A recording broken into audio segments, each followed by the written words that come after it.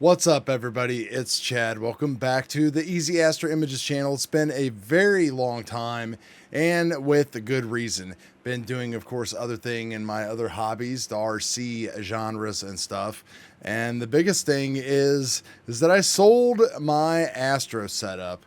And the biggest reason why is this has like literally been the worst year ever when it comes to clouds, smoke, fog. I think I had 5 or 6 clear imaging nights from April through August, just pretty bad. So I got kind of bummed out and I started looking for other options and things to do. Decided just to sell everything. You know, the main thing that I want to focus on is just getting better at image processing. And the way to do that, of course, is to get data. Well, you can't get data if you can't image. So I've been looking at some of the free services and then going back through some of my old data and, of course, using all the new stuff in PIXINSIGHT and all the new cool scripts. And that's pretty much the way things have been going. You know, I've conquered the setups and all that stuff over the years that I've been doing imaging.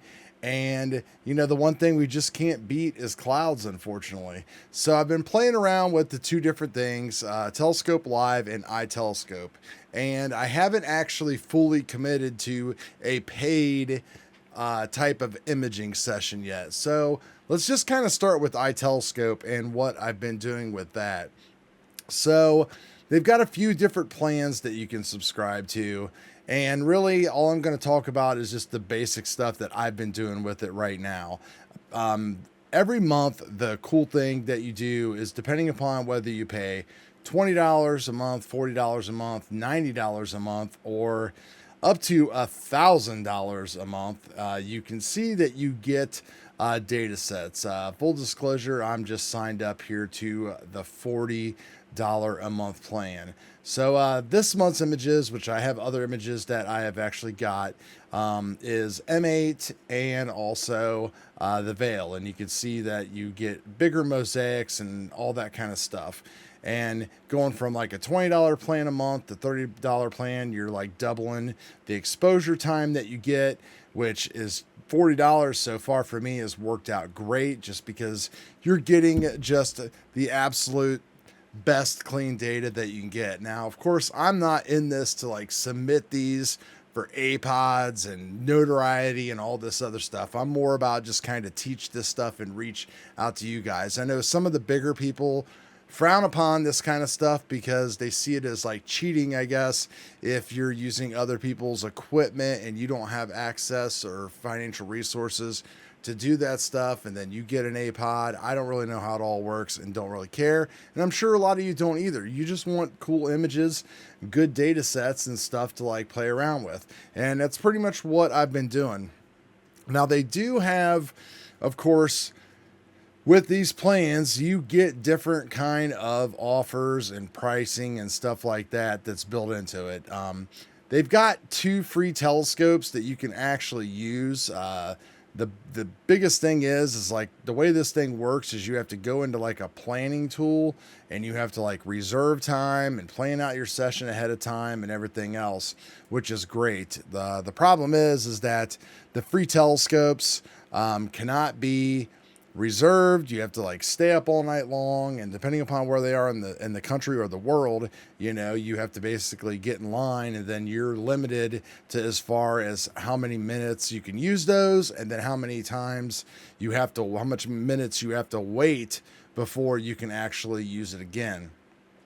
So they've got different things on here as far as like affordable telescopes, premium telescopes that you can use. And you can see that the more you spend per month, you get a little bit of a discount on the hourly rate. So, you know, you get, of course, your premium imaging sets, which, you know, for $40 a month and 2 awesome images, not having the Astro gear or spending the amount of Astro gear, that's more than I'm getting right now. I'm averaging like 3 or 4 images a year at this rate. And of course, I'm not getting anywhere close to the quality of data that I would get for this. So the planning tool and everything is pretty cool. You can pick what observatory and what date and what you want to look at, and it'll populate some stuff and like take you like right into Stellarium or to whatever the other thing's called, Telescopius. And then you can kind of start planning stuff. And there's some videos that kind of teach you how all of this stuff works, because the big challenge is trying to like figure out like when you're at different times and places on the earth, you know, when you can actually look at stuff, like when it rises, when it sets, what's the weather like there. You know, they have all sky cams set up. Most of them have like a clear sky type of thing, especially here in America. I try to stick with things in Utah for right now, just because that's kind of like, you know, more familiar to me, and it seems like it's a little bit easier to learn because there's the clear sky chart and all that kind of stuff, and that kind of helps out a little bit when it comes to just kind of like planning everything and going from there. So log into my account here. When you first log in, of course, it's going to tell you that you have a premium image set ready to download. There's a password here that I got blurred out, and then that's what you use to download those imaging sets. You go to the launch pad, and this is where things can kind of overwhelm you and everything else. You see you've got all of the different observatories here, where they are in the map, where it's dark at here on the map in the world. We can see right now that, you know, in Spain, we can go and take a look as far as what's going on there. We can see that the telescope, the one telescope that they have, is in use. We can also go and check this out here. We can see that there is one telescope available, and if we click on that telescope, what you typically have to do is you have to like log into the telescope using your same username and password, and we can see that this is the T80 with a 1600 millimeter pro, and it's a mono camera. It tells you what filters and everything else are on there. You do get like a discount during happy hour. All telescopes are free for live imaging during full moon. 1 hour session, one telescope every night. So there's always some kind of restrictions that are going on here. And the interface has got some stuff, of course, that they need to work on. System status kind of just tells you like what's going on if you're running it or if somebody else is. You can kind of always take a peek at see this and what's happening. If you click on telescope info, of course, it's going to talk to you a little bit more about what you're actually using. And if you go over to here, you can go into the actual planning tools. This is where you have your plans and your images and all that stuff. Now they have things like called one-click images, where if you click on that, basically you can just come down here and you can click on something and it will take an image, you know, 3 times 120 seconds, and it'll just basically just fire it off for you and give that. I've done that a couple times. It's just kind of fun to play with, to see maybe like get a better idea of image scale instead of using Telescopius, that sort of thing. If we go back to the launch pad again, which is like your main screen, this is where you can check on account status and all that kind of stuff. If we just click on Utah Desert Remote Observatory here, we should be able to actually see all the stuff that's like going on out there as far as like the weather and all that somehow. I think you got to click on one of the telescopes and it should automatically log you in here to the telescope.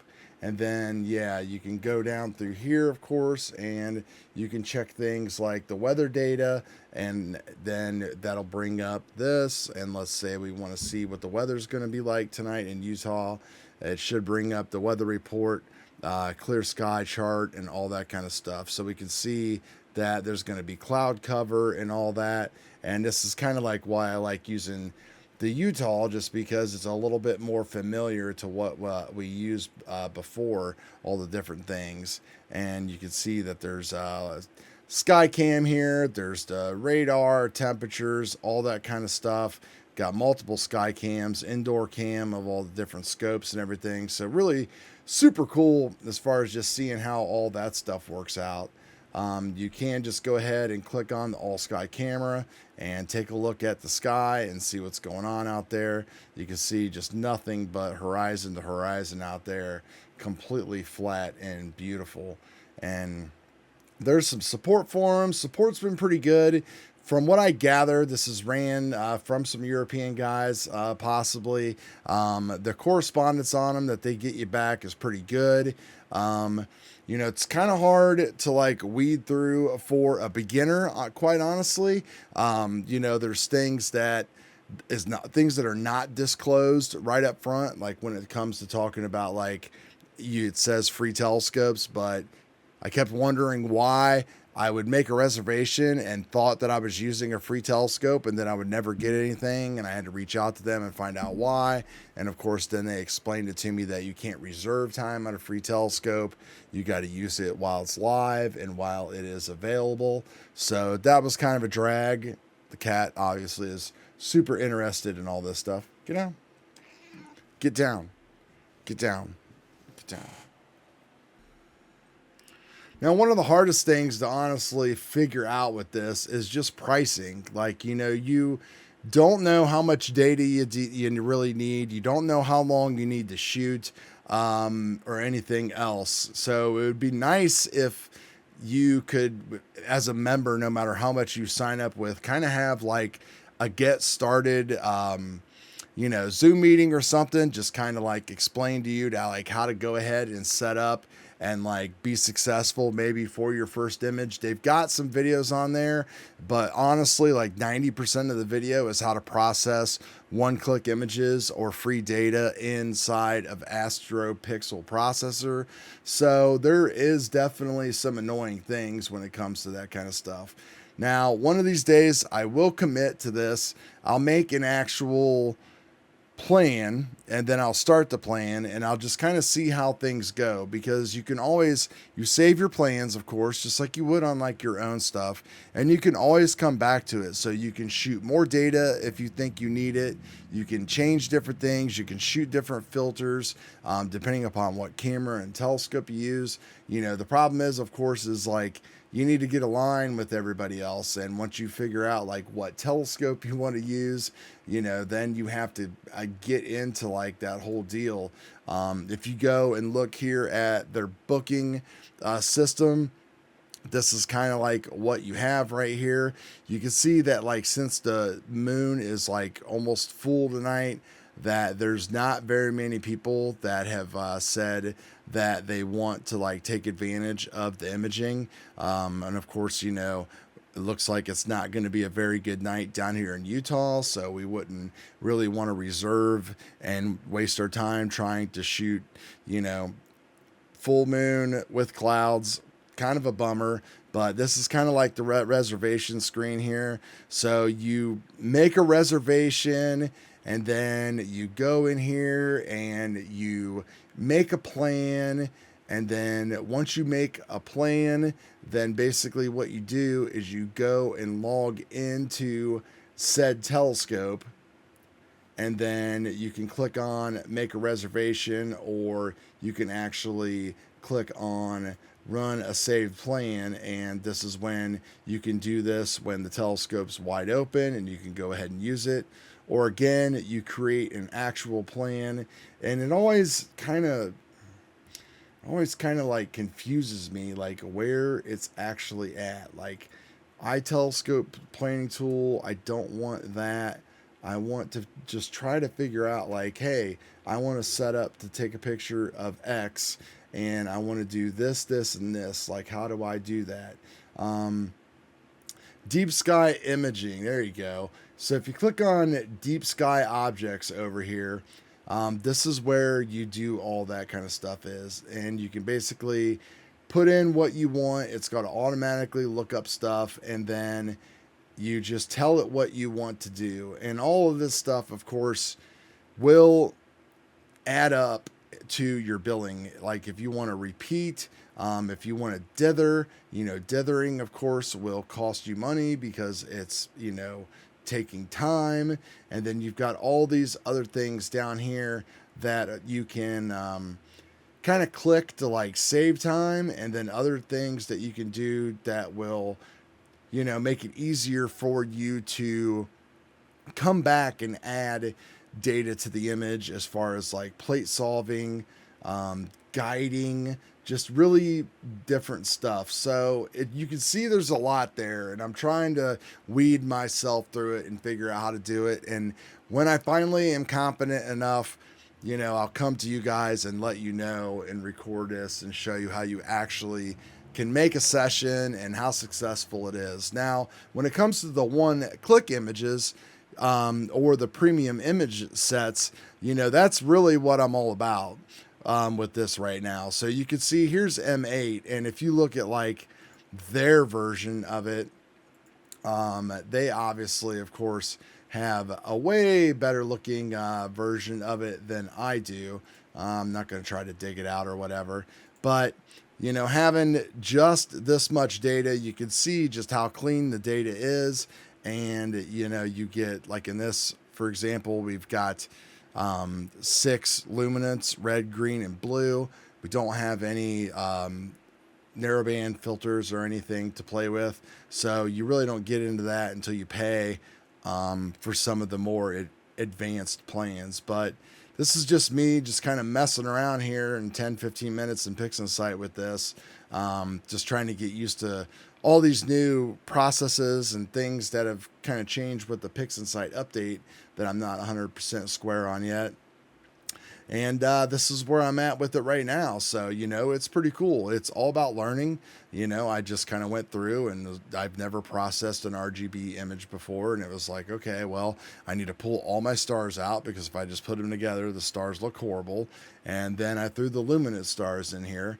But now none of the stars have any color, so I probably would want to plate solve this and use SPCC to add some color to these.